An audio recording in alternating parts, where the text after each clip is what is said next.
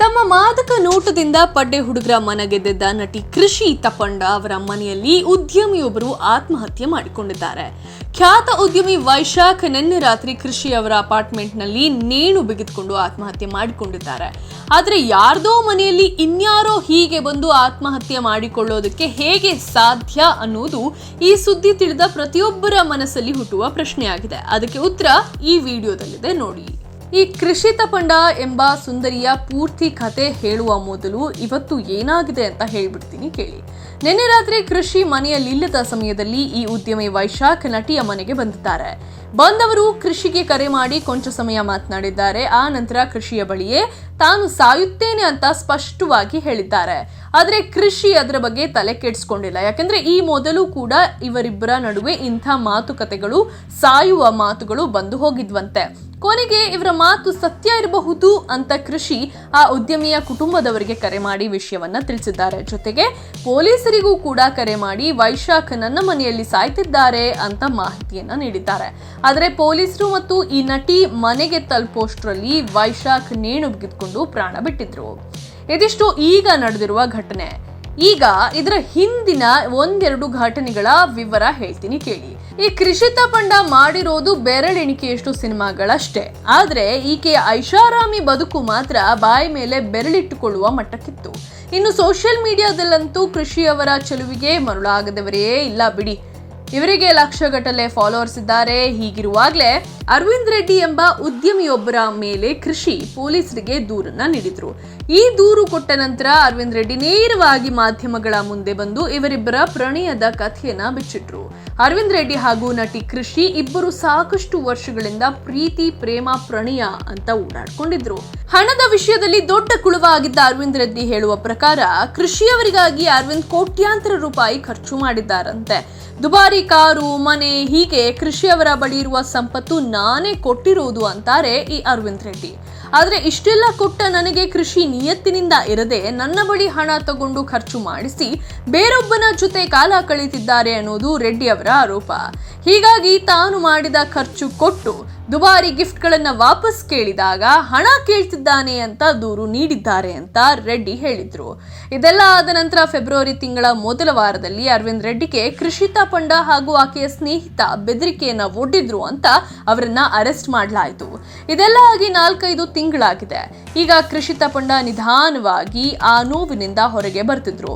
ಹಳೆಯ ಸಂಬಂಧವನ್ನ ಮರೆತು ಹೊಸ ಜೀವನವನ್ನ ಶುರು ಮಾಡಿದ್ರು. ಆದ್ರೆ ಇದ್ದಕ್ಕಿದ್ದಂತೆ ಹೊರಬಂದ ಇವತ್ತಿನ ಸುದ್ದಿ ನಿಜಕ್ಕೂ ಕೃಷಿಯವರ ಬದುಕಿನ ಅತಿ ಕೆಟ್ಟ ಸುದ್ದಿ ಆಗಿರಬಹುದು. ಯಾಕೆಂದ್ರೆ ಅರವಿಂದ್ ರೆಡ್ಡಿ ಅವರಿಂದ ಬೇರಾದ ನಂತರ ಕೃಷಿಯವರ ತಲೆಗೆ ಹೆಗಲು ಕೊಟ್ಟಿದ್ದು ಇದೇ ವೈಶಾಖ್. ಆಗಲೇ ಅರವಿಂದ್ ರೆಡ್ಡಿ ಅವರಿಗೆ ಬೆದರಿಕೆ ಹಾಕಿದ ಆರೋಪದ ಮೇಲೆ ಕೃಷಿಯವರ ಗೆಳೆಯ ಅರೆಸ್ಟ್ ಆಗಿದ್ದ ಅಂತ ಹೇಳಿದ್ವಲ್ಲ, ಆ ಗೆಳೆಯ ಬೇರೆ ಯಾರೂ ಅಲ್ಲ, ಅದು ಇದೇ ವೈಶಾಖ್. ಈ ವೈಶಾಖ್ ಹಾಗೂ ಕೃಷಿ ತಪಂಡ ನಡುವಿನ ಸಂಬಂಧದ ಬಗ್ಗೆಯೇ ಅರವಿಂದ್ ರೆಡ್ಡಿ ಹೇಳಿದ್ದು. ಹೀಗಾಗಿ ಅರವಿಂದ್ ರೆಡ್ಡಿ ಅವರಿಂದ ಕೃಷಿ ದೂರ ಆದ ನಂತರ ಈ ವೈಶಾಖ್ ಕೃಷಿಯವರ ಮನೆಯಲ್ಲೇ ಇದ್ರು ಅನ್ನೋದು ಸದ್ಯಕ್ಕೆ ಹೊರ ಬಂದಿರುವ ಸುದ್ದಿ. ವೈಶಾಖ್ ಅವರಿಗೆ ಮತ್ತೊಂದು ಸಂಸಾರ, ಕುಟುಂಬ ಎಲ್ಲವೂ, ಆದ್ರೆ ಅವರು ಆಸೆ ಪಟ್ಟಿದ್ದು ಇದೇ ನಟಿಯ ಜೊತೆಗೆ ಸಮಯ ಕಳೆಯೋದನ್ನ. ಹೀಗಾಗಿ ಕೃಷಿಯವರ ಮನೆಯಲ್ಲೇ ಬಹುತೇಕ ಸಮಯ ಇರಲು ಆರಂಭಿಸಿದ್ರು. ಈ ಎಲ್ಲ ವಿಚಾರ ಮಾಧ್ಯಮಗಳಲ್ಲಿ ಚರ್ಚೆಯಾಗಿತ್ತು. ಇದೆಲ್ಲದರ ನಂತರ ಅವರ ಕುಟುಂಬದಲ್ಲಿ ಸಾಕಷ್ಟು ಜಗಳ ಆಗಿತ್ತು. ಗಂಡ ಹೆಂಡತಿಯ ನಡುವೆ ವೈಮನಸ್ಸು ಉಂಟಾಗಿತ್ತು. ಇದರಿಂದ ವೈಶಾಖ್ ತುಂಬಾ ಕುಗ್ಗಿ ಹೋಗಿದ್ರು. ಈ ವೈಶಾಖ್ ಹಲವು ಬಾರಿ ಡಿಪ್ರೆಷನ್ಗೆ ಟ್ರೀಟ್ಮೆಂಟ್ ಕೂಡ ತೆಗೆದುಕೊಂಡಿದ್ರಂತೆ. ಇತ್ತೀಚೆಗೆ ಉದ್ಯಮದ ಕಡೆಗೂ ಗಮನ ಕೊಡದೆ ಸದಾ ಮನೆಯಲ್ಲಿರುವ ಅಭ್ಯಾಸವನ್ನ ಇಟ್ಕೊಂಡಿದ್ರಂತೆ. ಹೀಗಿರುವ ವೈಶಾಖ್ ತನ್ನೆಲ್ಲಾ ಕಷ್ಟಗಳನ್ನ ತನ್ನ ಗೆಳತಿಯಾದ ಕೃಷಿಯವರ ಜೊತೆ ಹಂಚಿಕೊಳ್ತಿದ್ರಂತೆ.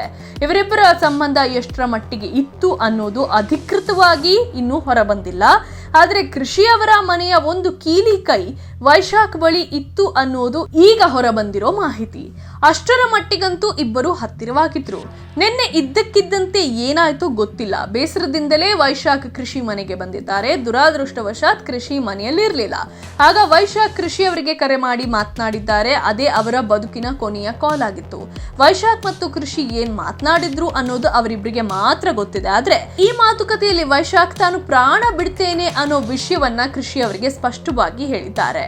ಈ ಮುಂಚೆಯೂ ಕೂಡ ವೈಶಾಖ್ ಹೀಗೆ ಮಾತನಾಡಿರೋದುಂಟು. ಆದ್ರೆ ಈ ಬಾರಿ ವೈಶಾಖ್ ಸುಮ್ನೆ ಹೇಳ್ತಿಲ್ಲ, ನಿಜಕ್ಕೂ ಏನಾದ್ರೂ ಮಾಡ್ಕೊಳ್ಬಹುದು ಅಂತ ಅನುಮಾನ ಬಂದು ಕೃಷಿ ವೈಶಾಖ್ ಕುಟುಂಬದವರಿಗೆ ಕಾಲ್ ಮಾಡಿ ನನ್ನ ಮನೆಯಲ್ಲಿ ವೈಶಾಖ್ ಆತ್ಮಹತ್ಯೆ ಮಾಡ್ಕೊಳ್ತಿದ್ದಾರೆ, ಬೇಗ ಬನ್ನಿ ಅಂತ ಕರೆದಿದ್ದಾರೆ. ಇದೇ ಸಮಯದಲ್ಲಿ ಪೊಲೀಸರಿಗೂ ಇದೇ ಕೃಷಿ ಮಾಹಿತಿಯನ್ನ ನೀಡಿದ್ರಂತೆ. ಪೊಲೀಸರು ಕೃಷಿ ತಪ್ಪಂಡ ಹಾಗೂ ವೈಶಾಖ್ ಕುಟುಂಬದವರು ಎಲ್ಲರೂ ಕೃಷಿಯವರ ಅಪಾರ್ಟ್ಮೆಂಟ್ಗೆ ತಲುಪೋದ್ರೊಳಗೆ ವೈಶಾಖ್ ನೇಣು ಹಾಕೊಂಡು ಪ್ರಾಣ ಬಿಟ್ಟಿದ್ರು. ನಿನ್ನೆ ರಾತ್ರಿಯೇ ವೈಶಾಖ್ ಸಾವಿಗೀಡಾಗಿದ್ರು. ವಿಷಯ ಇವತ್ತು ಎಲ್ಲಾ ಕಡೆ ಹರಡಿದೆ. ಸದ್ಯಕ್ಕೆ ವೈಶಾಖ್ ದೇಹವನ್ನು ಮರಣೋತ್ತರ ಪರೀಕ್ಷೆಗೆ ಕಳಿಸಲಾಗಿದೆ. ಈತ ಕುಟುಂಬಸ್ಥರು ಕಣ್ಣೀರಿಡುತ್ತಿದ್ದಾರೆ. ಅತ್ತ ನಟಿ ಕೃಷಿ ತನ್ನ ಬದುಕಿನಲ್ಲಿ ಏನಾಗ್ತಿದೆ ಅಂತ ಗಾಬರಿಯಾಗಿದ್ದಾರೆ. ಗಾಯದ ಮೇಲೆ ಬರೆ ಎಳೆದಂತಾಗಿದೆ. ಈಗ ಕೃಷಿಯ ಮುಂದಿನ ಬದುಕಿನ ಮೇಲೆ ಈ ಸಾವು ಏನು ಪರಿಣಾಮ ಬೀರುತ್ತೆ, ಯಾವ ಕಾನೂನು ಪ್ರಕ್ರಿಯೆಗಳಲ್ಲಿ ಕೃಷಿಯವರ ಪಾತ್ರ ಏನಿರುತ್ತೆ ಅನ್ನೋದು ಸದ್ಯಕ್ಕೆ ಅವರಿಗಿರುವ ಆತಂಕ. ಈಗಾಗಲೇ ಪೊಲೀಸರು ತನಿಖೆ ಆರಂಭಿಸಿ ಕೃಷಿಯವರ ಮನೆಯಲ್ಲಿ ಲಭ್ಯವಿದ್ದ ಕೆಲವು ವಸ್ತುಗಳನ್ನ ವಶಕ್ಕೆ ಪಡೆದಿದ್ದಾರೆ. ವೈಶಾಖ್ ಸಾಯುವ ಮುನ್ನ ಯಾವುದೇ ಡೆತ್ ನೋಟ್ ಅಥವಾ ವಿಡಿಯೋ ರೆಕಾರ್ಡ್ ಇದ್ಯಾವುದನ್ನು ಮಾಡಿಟ್ಟು ಸತ್ತಿಲ್ಲ ಅನ್ನೋದು ಬಹುತೇಕ ಖಚಿತವಾಗಿದೆ. ಹೀಗಾಗಿ ಪ್ರಕರಣ ಮತ್ತಷ್ಟು ಕ್ಲಿಷ್ಟವಾಗಿದೆ. ಸದ್ಯಕ್ಕೆ ವೈಶಾಖ್ ಮೊಬೈಲ್ ಪೊಲೀಸರ ವಶದಲ್ಲಿದ್ದು ಅದರಿಂದ ಕೆಲವು ಸತ್ಯಗಳು ಹೊರಬರುವ ಸಾಧ್ಯತೆ ಇದೆ. ಈ ಪ್ರಕರಣದ ಕುರಿತು ತಮ್ಮ ಅಭಿಪ್ರಾಯ ಏನು ಅನ್ನೋದನ್ನ ಕಮೆಂಟ್ ಮಾಡಿ ತಿಳಿಸಿ.